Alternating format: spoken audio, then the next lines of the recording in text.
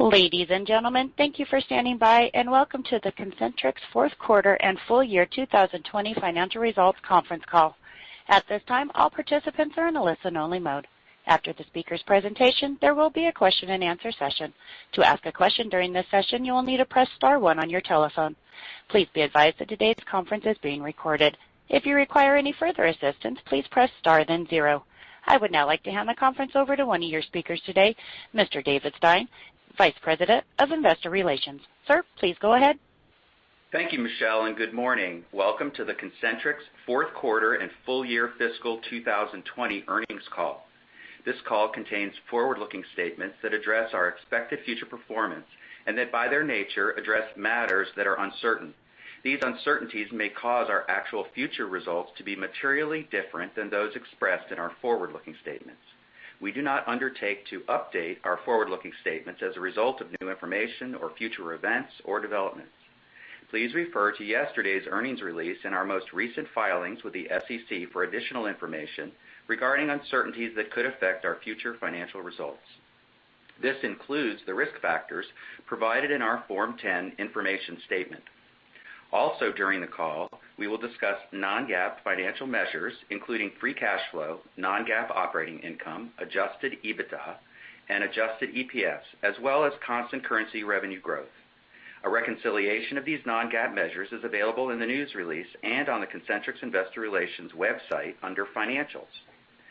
With me on the call today are Chris Caldwell, our President and Chief Executive Officer, and Andre Valentine, our Chief Financial Officer. Chris will provide a summary of our operating performance and growth strategy, and Andre will cover our financial results and business outlook. Then we'll open the call for your questions. Now I'll turn the call over to Chris. Thank you very much, David. Good morning, everyone, and welcome to the first Concentrix Corporation earnings call. Let me first start by thanking all our CNXC colleagues, and specifically Dennis Polk, Peter Larocque, and Marshall Witt for all the support over the years to get us to this point, and last but not least, Bob Wong, the founder of CNXC, who decided to start investing in the BPO business those 16 years ago. I'm extremely proud with what we've accomplished over the last 16 years.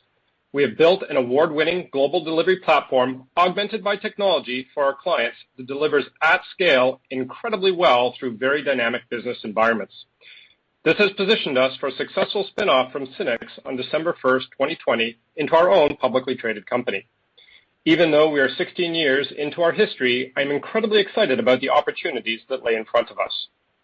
While the results we are announcing today were our last quarter as part of CNXC, I believe they demonstrate our strong positioning in the marketplace and our ability to execute as our own independent company. Our revenue growth and profitability exceeded our guidance and expectations, driven by strong execution and our ability to ramp wins from our third quarter faster than originally forecasted. We also benefited from higher than expected volumes with a broad set of clients during the quarter. Fourth quarter revenue of $1.3 billion represents an increase of 7.3% compared with last year. On a constant currency basis, revenue increased by 6.3%. Non-GAAP operating income of $175 million was up 6% compared with last year on an adjusted basis. And adjusted EBITDA increased 7% to $211 million compared with $198 million last year. These results also include an additional net expense of $21 million for our COVID-related costs. Our accelerated growth in the quarter came across several key verticals, including technology, retail, e-commerce, healthcare, and banking that Andre will provide more color on. This more than offset the impact of our portfolio rebalancing efforts and the COVID-related muted volumes in the travel vertical that we have been messaging about over the prior quarters. From a client demand perspective, our momentum continued with another very good quarter of strong new business signings. We are signing larger contract value deals and believe we are taking share with existing clients. During the fourth quarter, we signed more than 24 new clients, including more than a half dozen new disruptive digital-only brands. Our pipeline remains strong, and prospects for new businesses are nicely balanced across our verticals and geographies that we service. Recent examples of our wins with iconic and disruptive brands include end-to-end solutions for social media content moderation and fintech digital wallet support. We believe these new clients chose Concentrix because of our culture, global footprint, domain expertise, and technology solutions to help support the rapid growth in the marketplace. From a market standpoint, our wins also spanned many countries in Asia and Latin America, such as Australia, Japan, Korea, Singapore, India, and Brazil, as well as North America and Europe, furthering our strategy of a geographically diverse client base. While COVID-19 in 2020 has been a challenge for all companies, we are prepared for its continued impacts throughout the remainder of 2021. Client acceptance, accolades, and awards we have received during this pandemic reflect the quality of our response to the challenge, swift reaction to changing customer needs, quick deployment of work-at-home solutions at scale, and focus on the health and safety of our staff. 90% of our impacted clients indicated a willingness to give us more business based on our response when we surveyed them. In this environment, we remain focused on keeping our staff safe, over-delivering for our clients, and in emerging from the pandemic stronger. Today, approximately 60% of our staff globally are supporting our clients from home. In summary, I'm very pleased with the execution this quarter and for the full year. We deepened our partnerships with disruptive and iconic brands, deployed digital transformation and virtual engagement solutions that drove meaningful results for our clients, and delivered strong financial performance. Now, as our own independent company, we remain focused on 4 strategic drivers for sustainable and profitable growth. First, expanding wallet share through deepening relationships with our clients. Second, relentlessly innovating and developing our new digital solutions. Third, investing further in emerging markets around the globe. And finally, selectively pursuing strategic acquisitions, building on our track record as a proven, successful industry consolidator. Finally, I would like to thank our exceptional staff for their dedicated service, our clients for their trust, and our new, very talented, diverse board of directors for their support. And with that, I would like to turn the call over to Andre. Andre. Well, thank you, Chris, and good morning. I'll begin with a look at our financial results for the fourth quarter and then discuss our business outlook for the first quarter of fiscal 2021. We experienced a strong improvement in revenue and profitability in the fourth quarter. Revenue in the fourth quarter was $1.3 billion. On a constant currency basis, revenue increased 6.3% compared with last year. Reported revenue reflected a positive foreign currency impact of $12 million. Our strong growth was generated by a number of our strategic verticals. Revenue from the technology and consumer electronics vertical grew approximately 19%, reflecting strong growth across a broad-based group of clients. Revenue from clients in the retail, travel, and e-commerce vertical grew by approximately 20%, as growth with several retail and e-commerce clients more than offset the expected lower volumes from travel and tourism clients. Revenue from travel and tourism clients was just under 5% of total revenue in the fourth quarter of 2020, down from approximately 6% last year, reflecting an approximate 1% impact on the overall company growth rate for the quarter. Revenue from healthcare clients grew 17%, largely as a result of strong seasonal volumes. Our strong growth across these verticals was partially offset by a 12% reduction in revenue from communications clients. Revenue from communications clients was approximately 18% of total revenue in the fourth quarter, down from 22% last year, reflecting a nearly 3% impact on the overall growth rate for the quarter. The rebalancing of our vertical mix has made us less reliant on the communications vertical. Importantly, we believe this rebalancing of our portfolio mix is nearly complete, and we expect it will have a significantly less pronounced impact on our 2021 revenue growth. Contributing to the growth across our strategic verticals were our nearly 100 global disruptor clients, representing about 17% of our fourth quarter total revenue, which grew by roughly 25% year over year. Turning to profitability, as expected, profit improved meaningfully on a sequential basis compared with the third quarter. On a year-over-year basis, non-GAAP operating income was $175 million in the fourth quarter, compared with $165 million last year. Our non-GAAP operating margin was 13.5%, down slightly from 13.6% in the fourth quarter last year. Fourth quarter adjusted EBITDA was $211 million, compared with $198 million last year, and our adjusted EBITDA margin was 16.2%, compared with 16.3% last year. Our profitability reflects flow-through from revenue growth and synergy attainment. On a net basis, COVID-19 expenses approximated $21 million in the fourth quarter. Fourth quarter results also reflect increased investment in support of strong new program ramps that will turn into revenue through the next 2 quarters. In terms of net income, in the fourth quarter, non-GAAP net income was $107 million, compared with $80 million last year. Adjusted EPS was $2.07, compared with $1.55 last year. GAAP results for the fourth quarter of 2020 included $37 million of amortization of intangibles, $14 million of acquisition, integration, and spin-off related expenses, and $4 million of share-based compensation expense. I'll point out that our treatment of share-based compensation expense in our non-GAAP measures is different than how it has historically been presented in the CNXC results. We made this change to be more comparable to our industry peers.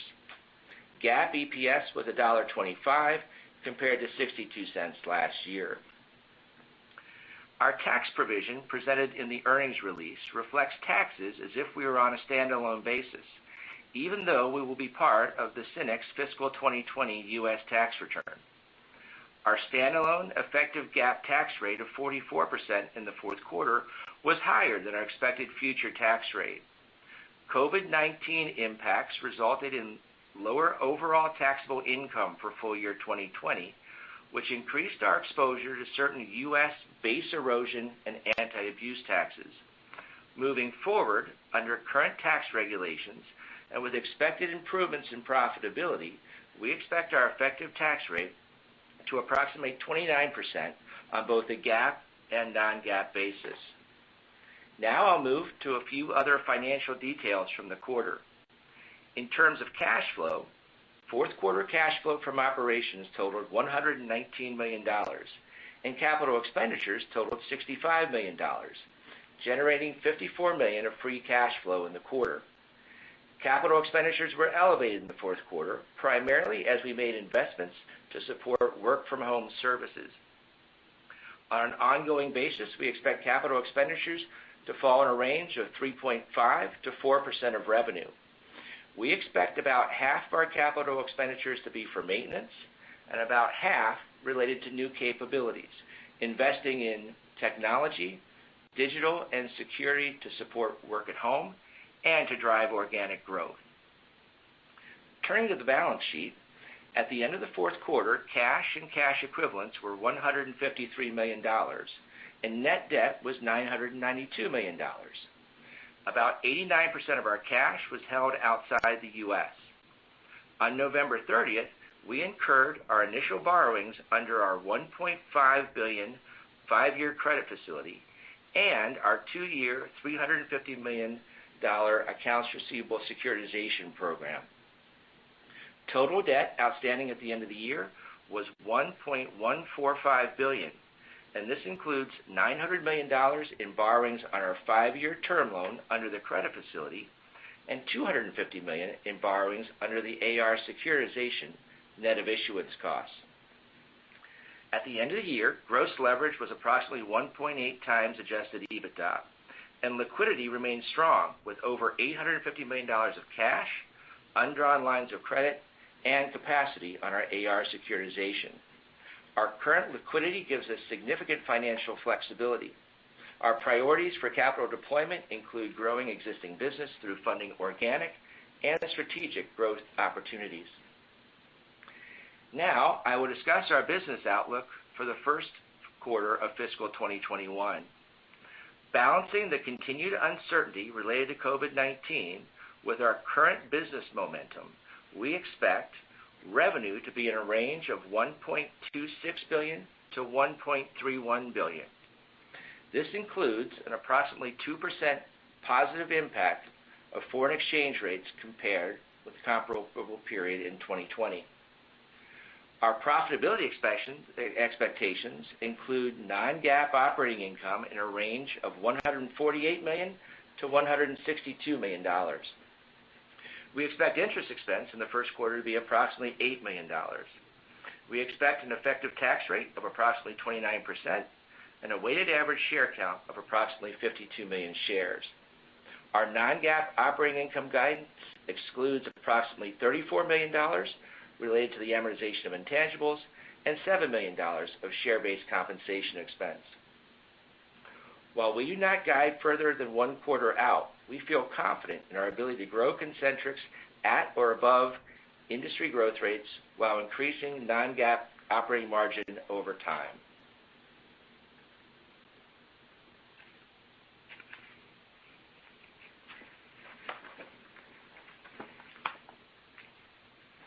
Our expectations for fiscal 21 include a typical seasonal pattern for the business, with sequential volumes rolling off, impacting revenue and profitability for the first half of the year and sequential increases beginning in the third quarter.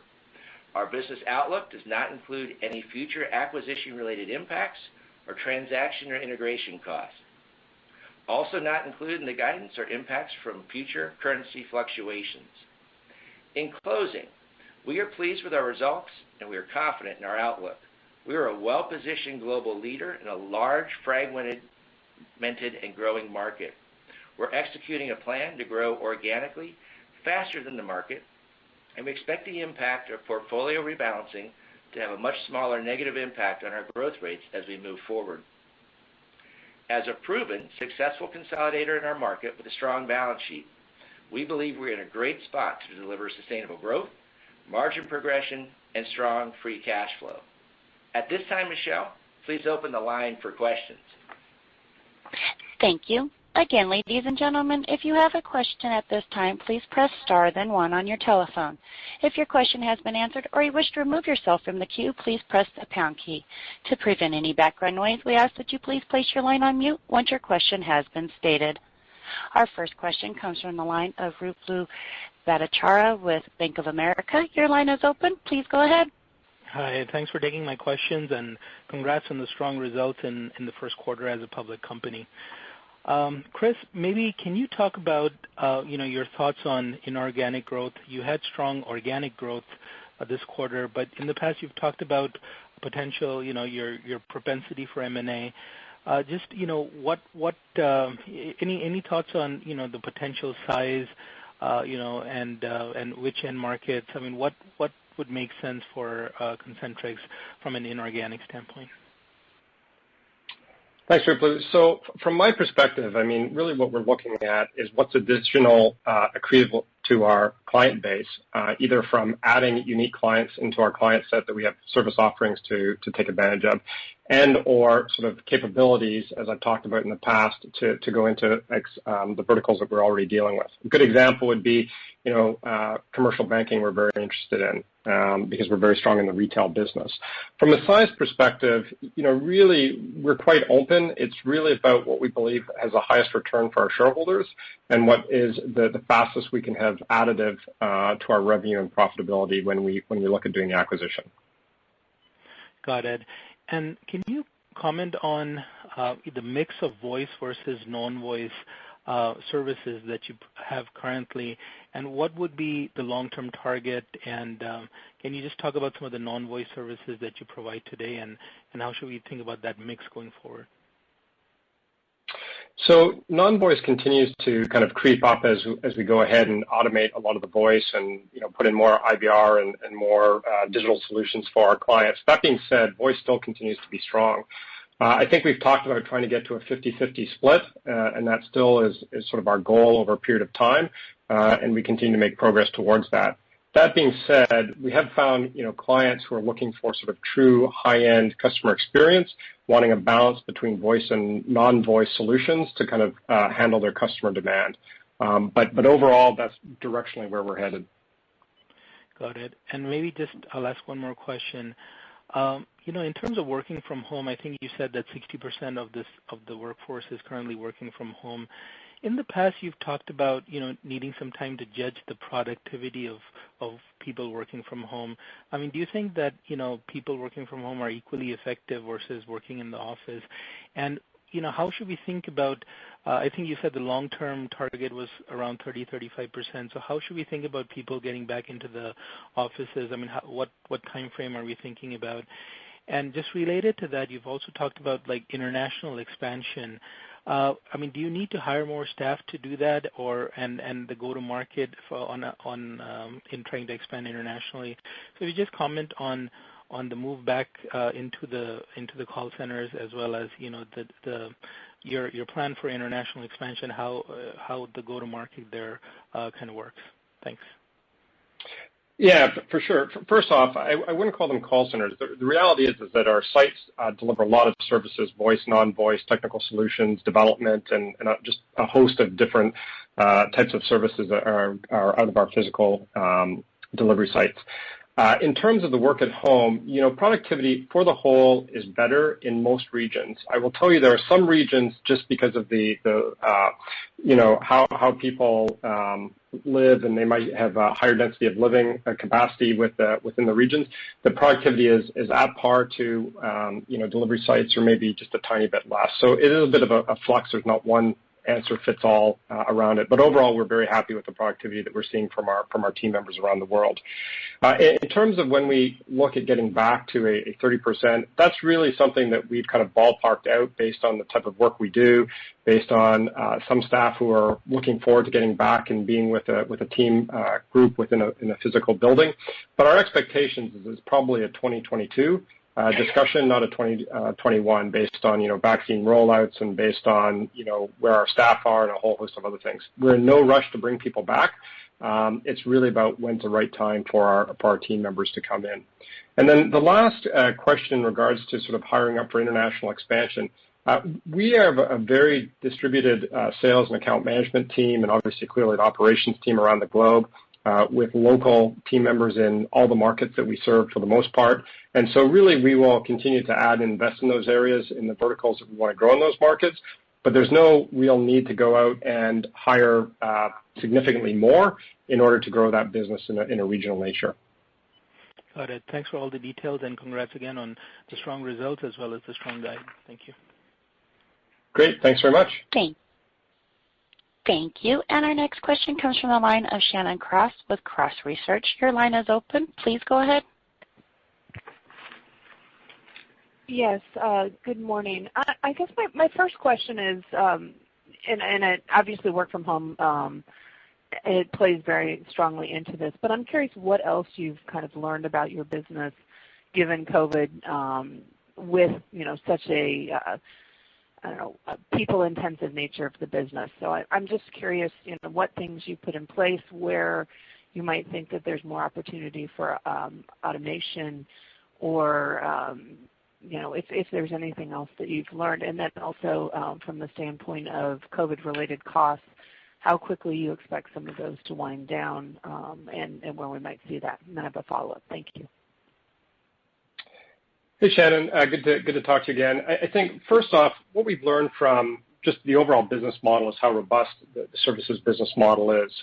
We provide and support businesses day in and day out, and in effect are very tied at the hip to our clients to make sure that they're successful in the marketplace. And through COVID and through all the ups and downs, really showed the strong working relationships that we have with our clients. From a staff perspective, the reality is that things that, and we've talked about this in the past, things that we could automate that historically we've been talking to clients that might have taken a few months to get decided. During COVID, those decision timeframes have been turned around very, very, very quickly, because it's easier to manage, it's faster, sometimes it's more cost effective in a quicker period of time. And so we've seen a lot more consumption of our digital services in a faster period of time than historically how we've rolled them out. From a care and taking care of our staff perspective, we put a big emphasis on mental health. We put a big emphasis on making sure that there's comfort within the home environment and tips on how to be productive in the home environment, as well as different digital training delivery to make sure that our staff are up to speed in what they need to do, as well as frankly recruiting digitally. And so if you look at all the processes that historically might have been done in a site, very quickly we've been able to expand that in a purely automated and digital fashion for our team members around the world, which has allowed us to kind of scale very, very quickly from a work at home perspective. And then, Shannon, to your question on the COVID-19 costs, those costs that we're incurring are very much around being fanatical about delivering for our clients and being fanatical about our staff and keeping them safe. And so certainly as we think about our guidance for the first quarter, you should assume that a similar level of spending is likely in there, and we think that'll be with us for certainly a few quarters as we look out into 2021. Okay, and then I guess my final question is just with regard to the sales process and the customers you're talking to, if you can give us any idea of if you've been able to expand into maybe incremental, not verticals, but tangential areas, with the conversations that you've had with your customers. Again, COVID has probably opened up some opportunities, I would assume, rather than, close down some, given the nature of your business. Thank you. Hi, Shannon. So we haven't expanded our verticals that we're focused on delivering for. We're very focused on continuing to build up deeper domain knowledge within the verticals that we've called out as being strategic to us. I think in terms of offerings, what has happened with our clients is that they're looking at giving us more of their work and asking us to kind of transform that work in whether it be, as I talked about, more digital solution, more automation, sort of one more stop shop, and not only within one region, in multiple regions. So when we talk about gaining share, that's really what we're talking about is gaining share across their share of wallet by offering a more comprehensive one-stop solution. That has gotten us into some work within those verticals that perhaps we might not have always focused on, but it's been the right thing to do for those clients to build a stronger relationship and certainly be a more valued partner to them. Great. Thank you very much. Thank you. And our next question comes from the line of Dave Koning with Baird. Your line is open. Please go ahead. Yeah. Hey, guys. Great job. Thank you, David. Thank you. Yeah. I guess, first of all, I'm interested just the shift of business over time. I mean, you've done a great job diversifying away from the telecom clients, and now it sounds like an increasing portion is within the global disruptors.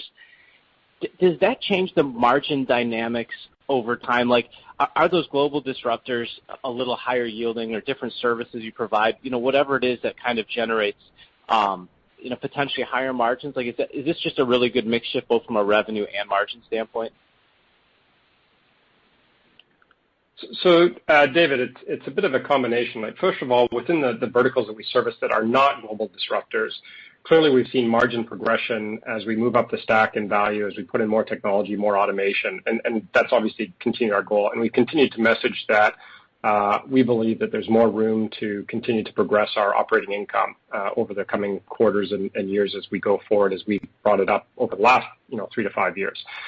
From a disruptor perspective, they are consuming similar services to a lot of our enterprise clients, albeit differently. And when I say differently, they tend to look at different geo deliveries. They tend to look at more rapid scale. They tend to look at less onshore mix and more offshore mix, which tends to have a higher margin out of the gate, which does help us overall in our margin mix as we go forward. So as you see that progress, it is part of our margin story as we see margin improvements and increases over the coming quarters and years. Okay.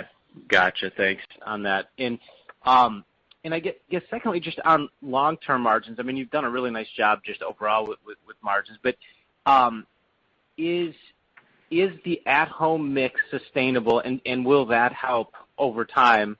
I mean, I guess that's really the question. Like, are you is there parts of the business now that are just going to be long-term at better margin just simply because you have more people at home? Yeah, David, the way I look at it is, first of all, we have a very variable cost model from some of a facilities perspective. So if for whatever reason we want to continue to have a larger percentage work at home, then we could look at removing facilities from our infrastructure. That has not seemed to be the case, and that hasn't seemed to be the messaging from clients at this point in time. But should we go down that path, we can certainly do it.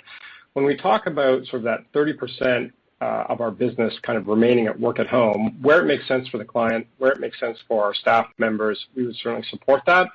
And that margin profile is slightly better, but it's not significantly better because there's a lot of investment costs that we do in some of the regions for our work at home staff that are costs that you might not necessarily appreciate, whether it be more mental health services, whether it be more bandwidth services, whether it be different security costs, and a whole host of other things that go into our work-at-home solution. So while it does help, again, it's not a vast call-out that would say if we stayed at 60% of our staff work at home that you'd see a large margin improvement. Okay. So David, we would probably see more the long-term drivers of margin progression being growth in the strategic verticals, growth in emerging markets where margins can be higher. Again, infusing more technology into our offerings and kind of moving up the stack, as Chris has mentioned. Becoming more efficient in our delivery through the introduction of technology. And then with the growth, some leverage on G&A. So those are kind of the long-term drivers to margin progression. Those have been the things that have allowed us to kind of get to where we are, that plus acquisition synergies. And those are the things I think we will drive margins, give us confidence that we can drive margins higher as we go forward. Gotcha. Well, okay, thanks on that. And then maybe I can just sneak one more in. I saw something interesting from Fiserv, a bank software company that we covered. They talked about within their banks 33% lift in calls to the call centers of banks. And, I thought that was interesting. And just wondering, you have that maybe is a little bit of unsustainable call volume through a pandemic. But at the same time, you've also had e-com probably sustainably good now for forever maybe, right?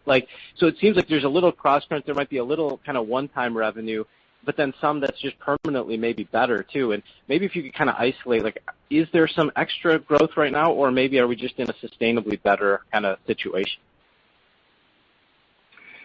David, we see both. Sorry, we're getting a bit of echo.